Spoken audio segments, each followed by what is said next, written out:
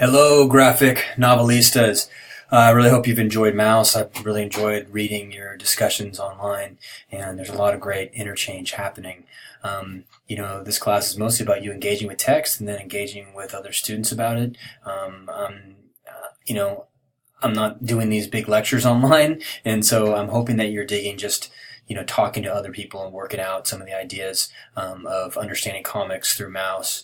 So we're going to kind of wrap up understanding comics this week. We're coming into week 6 here, and I felt like it was important that I maybe put together this screencast for you, just so that we can kind of all get on the same page a little bit about the class as it kind of goes into week 7 through 9, and that's an important kind of week because things are a little more synchronic instead of asynchronic during those times. And so I wanted to kind of emphasize what we're doing and how we're going to approach this next couple weeks, to couple 3 weeks, going forward. So in order to do that, maybe at some point I'll click over to the screen so you can see the computer, and then we can kind of go through a few things together.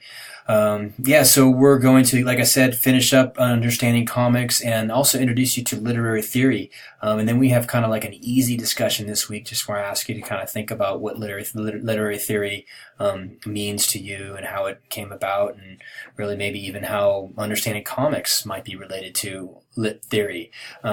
That's just supposed to be a fun and easy discussion for us to have. And while we're doing that, I also want you to start thinking about which literary theory you want to kind of use to analyze Watchmen. So we're going to be moving from this kind of graphic memoir kind of way of learning about the graphic novel, which is really kind of where it came from, basically. So that's part of why I've chosen to do this in the class.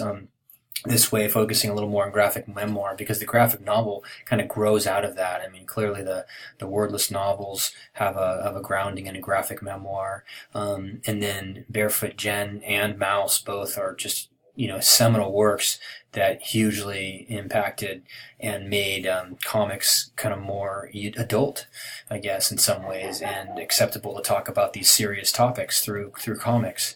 But Watchmen is also another hugely seminal piece that we're going to start to kind of look at now. And as we start to enter it, I need you to start to thinking about lit theory. One thing that's great about Watchmen is you're able to kind of analyze it in so many different ways. It's so heavy, it's so compact, it's so deep with content that you can really take any of these lit theories, apply it to the book, and you'll end up having a different meaning. And I think that really is a sign of some great literature, quite honestly. You find that with Shakespeare and other really great works, that these multi-interpretational layers, when you can see a work from so many different perspectives, kind of shows how the depth of it. So either way, I think, let me go over to the screen here so we can start to look at that.